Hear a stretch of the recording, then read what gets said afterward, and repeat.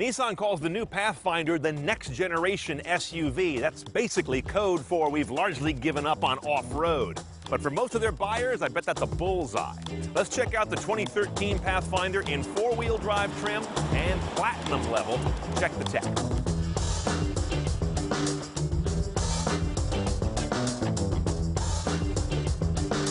Now, the last Pathfinder was this big, horrid-looking thing, like something the Pentagon would put out an RFP for.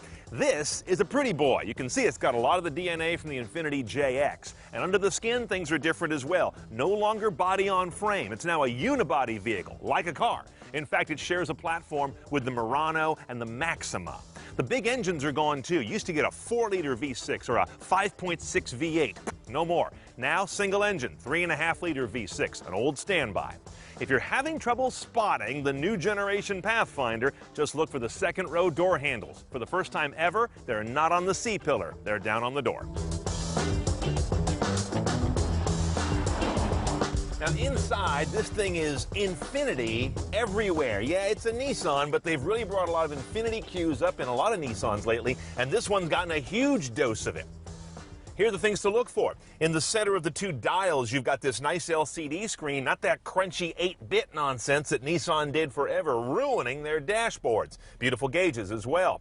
Look over here. That's the Infiniti controller we've seen showing up in Nissans for a model year or two, with a rotating ring, an enter button in the center, and these compass buttons around it. All of this is Infiniti stuff, as is this sort of dual dog bone layout of the climate controls below it there and the audio settings.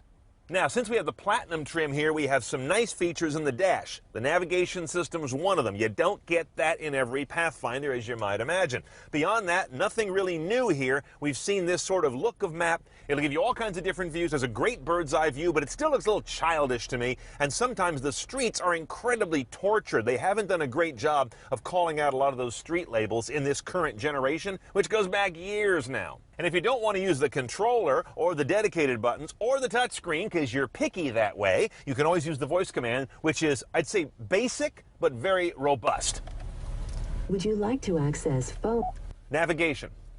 Navigation. Please say Address. address. What state, please? For Canada. California. California. Now notice how fast I can whip through an address there, but I still have to do it bucket style, one little module at a time, but there's excellent voice prompt commands on the screen, so I don't have to memorize some stupid syntax. That's a good thing. Also on this car, we've got an elaborate camera system, which is weird because we're missing some other technologies for driver assistance, but not camera. If I put this guy in reverse, look what I get. I've got a rear camera, I've got the around view monitor, all 4 angles around the vehicle, and if I hit the camera button again, I get this sort of down corner look at the right front wheel. So you've got an amazing richness of cameras on this vehicle that's part of this platinum trim level. As for the entertainment system, you've got just about everything you care about, and all you're missing are things you don't care about, with the exception of HD radio. I was surprised to not find HD radio on this vehicle, standard or optional. AM and FM and satellite radio, of course, are in there. Sat radio is very responsive in this guy, by the way. It clicks up the information for a new station like that, which I like. Under the aux menu here, you're going to find your auxiliary inputs. As you can see, audio and video are available.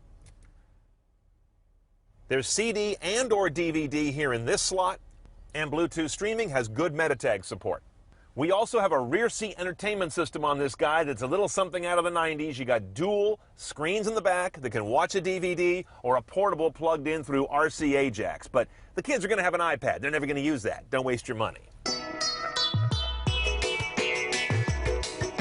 Now, in its new, highly suburbanized role, the Pathfinder is nothing if not a people hauler. So let's see how people get in the third row. As you see, I got a nice big hole right here to do that. If that's too complicated to make happen, it's not worth it. So let's see how easy it is. There's one big lift latch on the shoulder of the seat. You pull that up and just push the whole mess forward. Now I got one over here as well. That's actually quite easy. It gives you a real hole. Once you get back here, you find a bench reminiscent of the one in the Reformatory in Oliver Twist, but the bear doesn't care.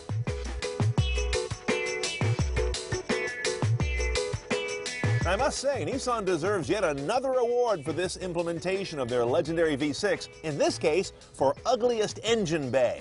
It's just a sea of cheap black plastic. So again, people who buy this thing aren't going to be engine aficionados, and they've gone to the well for the company's standard 3.5-liter V6. Pathfinders used to have either a 4-liter V6 or a big old 5.4-liter V8. Both gone. Smaller engine, but 260 horse, 240 foot-pounds of torque.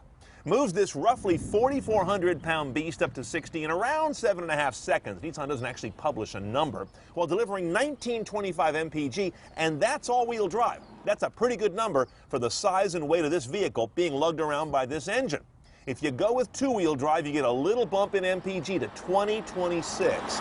And I'm intrigued how they've lifted a number of engine components relatively high in the engine bay. This upper level of the air intake, for example, is way up here. It's this kind of off-road technique when you want a vehicle to ford deep water. Only time this thing's going to ford deep water is when a water main breaks at the mall.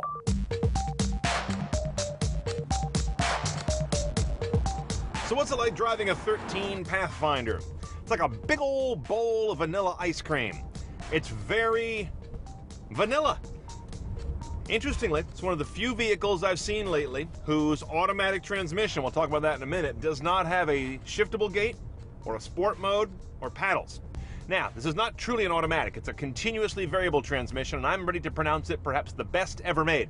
When I got in this car, and I always do my blind taste test when I first get into a car that comes in our garage, I don't look at any of the data. I drive it first. I could have sworn this was an automatic with actual gears. It is not. And that's a testimony to how firm and direct and sort of responsive it is. So nice job on the CVT, but Nissan's always done that. Power delivery is perfectly good as well, but there's nothing urgent or responsive about it. So it's a vehicle that feels like it's sort of not a driver's vehicle in any condition whatsoever. The handling is pretty wallowy. It's not, not dangerously so, but there's nothing exciting about driving this Pathfinder in any way, shape, or form. Let's talk about room inside. This is a nice, spacious vehicle now, which was one of the knocks against the earlier generations of Pathfinder. Real spacious, lots of elbow and shoulder and headroom. If I look back over the corner, dreadful blind spots in the far corners, but the sides are nice and open for good visibility.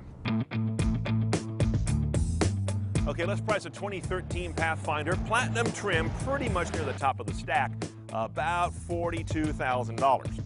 Now, I'd add to that the Platinum Premium package, $2,300 more. It's going to get you that very cool panoramic glass roof over second and third row, tri-zone climate control, fewer arguments about that on a long road trip, and the largely useless rear seat entertainment system. I'd love to pull that out, but it's part of the package, and the deal is pretty good overall.